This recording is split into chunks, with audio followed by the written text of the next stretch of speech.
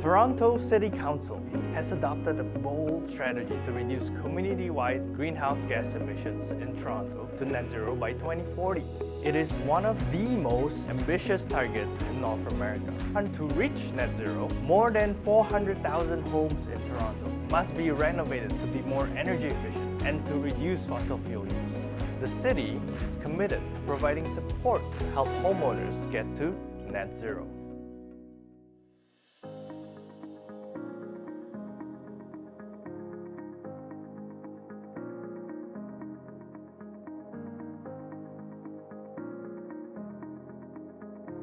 My motivations to build to net zero, being a builder previously, I have always been very interested and concerned as well about what's going on in the environment in terms of climate change. I've learned that roughly 1/3 of the global emissions come from buildings. So the actual process is not much different than the normal building process. There's a few more, I would say, weeks that you might spend making sure that the house is airtight.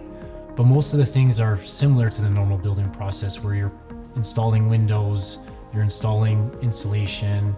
There's not too much of a change. So when you're building net zero, it doesn't add a considerable amount of time to the build.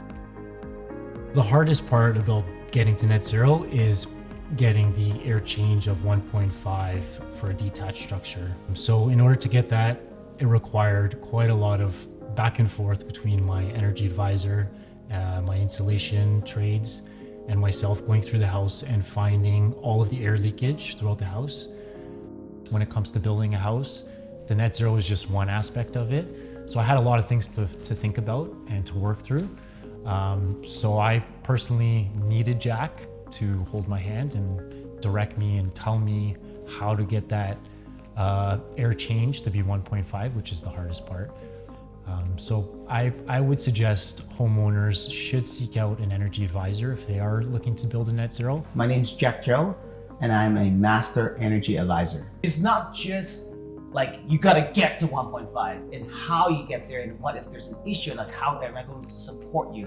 And I say that to all my colleagues, it's that when you have a net zero project, you really have to sometimes like hand holding and say, let's go, let's do it. Also find a contractor that has done a net zero build already. They're familiar with it. And then everything else should follow into place and you should be able to build to that standard. The benefits financially, comfort-wise for a net zero home is your utility bill is going to be a lot lower every month. In terms of heating and cooling the house, it's a lot easier to do because it's airtight and it's very well insulated. When the wind hits the house from the outside, you're not going to feel a breeze. You're not going to feel cold against the walls. So the benefit is the comfort there. It's much more comfortable to sit next to the window and enjoy yourself, and you don't feel the change in temperature. Financially, over the long term, it will pay for itself in a number of ways. First of all, you save on the utility bill, but you also save on the longevity of the build of the house. A lot of damage over time is because of air leakage, and this air leakage causes water to go into the house through capillary action, and it causes rot and mold, and this is usually how homes over time need maintenance.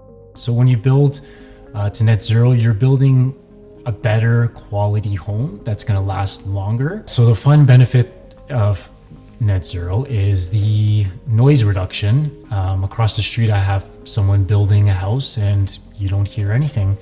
And personally, I like to have friends over, have some music going and a few drinks. And because I've installed speakers that are really loud, I can actually play them loud and don't have to worry about upsetting the neighbors with the loud music. This is what I would call a home. Like I feel cozy here, I feel comfortable here. I don't have to wear 6 layers of things just to keep myself like warm.